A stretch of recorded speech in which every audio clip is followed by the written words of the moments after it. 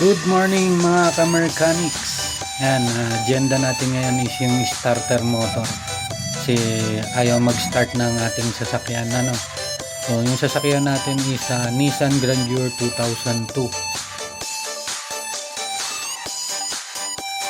So, bago natin makita yung starter motor ang mahugot sa ilalim, babaklasin natin tong ibabaw kasi nandyan yung isang tornilyo niya.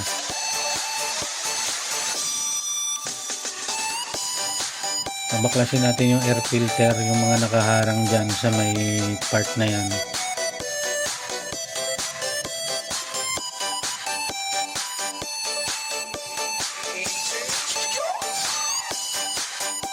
Luwagan lang natin yung clip.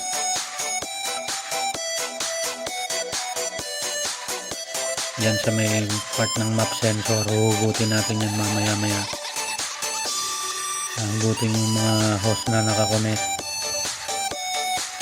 So dapat pagka magbabaklas kayo, dapat tandaan nyo kung ano yung mga tinanggal nyo at may babalik nyo rin ng tama.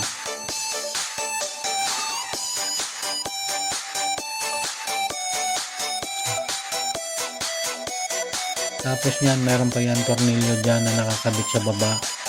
Medyo may kalawang na, kaya nisprayan ko ng WD-20.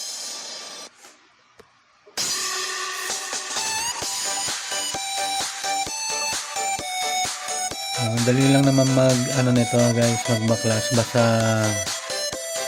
ma-memorize nyo lang din yung pagbabalik.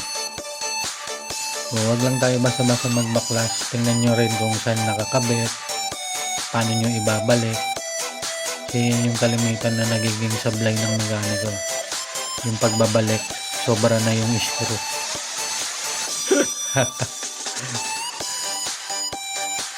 Ayan, natanggalan natin yung air filter.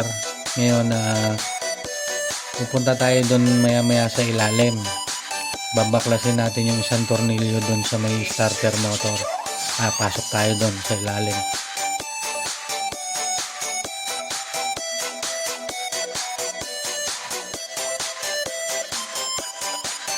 Guys, binabaklas ko na sa ilalim yung yung starter motor. O yan na pala guys, nabaklas na natin yung starter motor. Ngayon i-check natin yan, yung starter motor. Ano ba yung problema? Solenoid ba o yung pinaka starter motor? Dalawa yan. Yung maliit is yung solenoid, yung malaki is yung starter motor. O yan, kakabintan ko siya ng wire doon sa solenoid nya.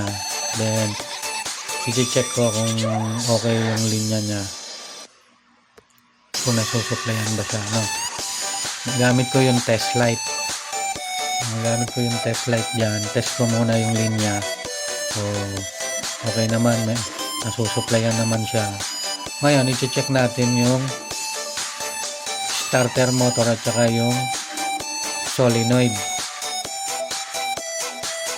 Lagyan ko ng ground dyan. Tapos yung ground, kinabit ko yung ground ng kasi may polarity yung yung test light. So yan na, kinabit ko yung test light doon.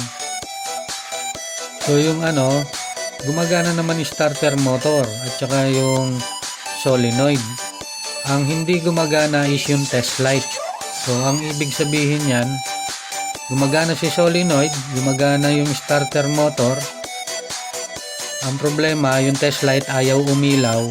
So ang possible na problema nun is yung contact ng solenoid. Kasi yung solenoid nagpo-forward, reverse backward lang yan, ganon. Forward backward lang yung solenoid. Then meron niyang contacts pag nag-forward. So yun yung problema natin. So ang gagawin natin dyan, babaklasin natin yung solenoid. Then lilinisan natin kasi possible dumi lang yun. Kasi wala siyang contacts, hindi na ilaw yung ating test light. So possible wala siyang contacts. So pag sa pagtetest nga pala niya, kailangan maalam kayo ng konti mga basics sa electrical para matest nyo yung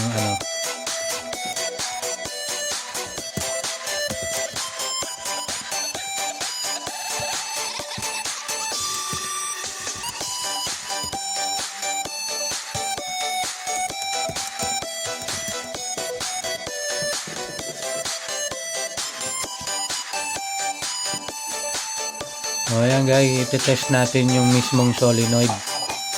Yung talagang yan o. Pinapump ko na siya. O ayaw pa rin umilaw ng test light natin.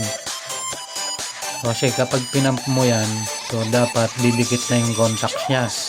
Ayaw umilaw ng test light natin.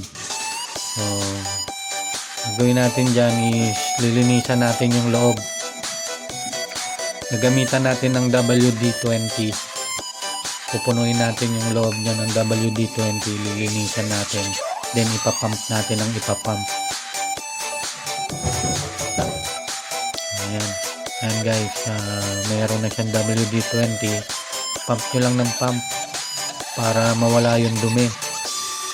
Kasi yung dumi niyan dun sa may contacts, yung pinaka contacts niya, madumi na, makapal na o may kalawang na, kaya ayaw na niyang So yan guys, after natin na maglinis, maglagay ng WD-20, tapos pinamp natin, ite-test na natin siya ulit. So dapat pag pinamp ko yan, iilaw yung test light natin.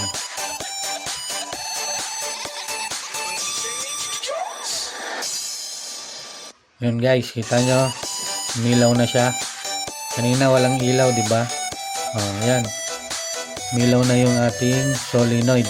So meaning meron na siyang supply. Masusupplyan niya na ng kuryente yung starter motor natin. So, para umikot. Yung kanina kasi wala siyang contacts. Diyan kasi kumukuha ng supply yung starter motor natin para umikot. So okay na guys, sige, kakabit na natin, assemble na natin dun sa starter motor. Yun lang guys yung problema nun, yung solenoid.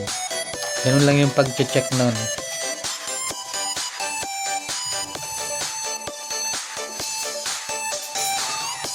Assemble na natin yung sa starter, then i-test natin, syempre. Test natin.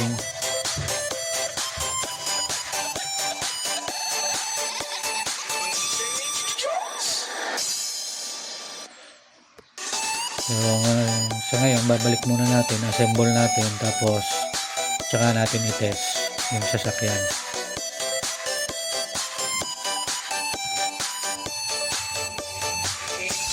Yan guys, naibalik ko na lahat yung mga tinanggal natin, pati yung starter motor.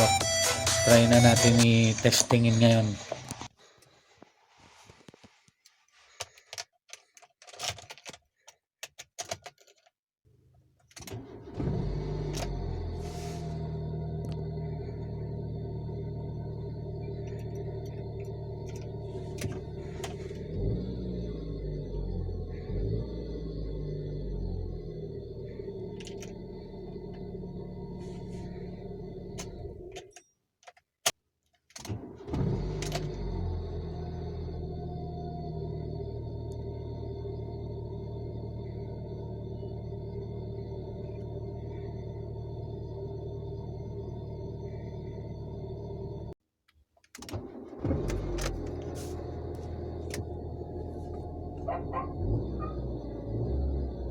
One click, start agad.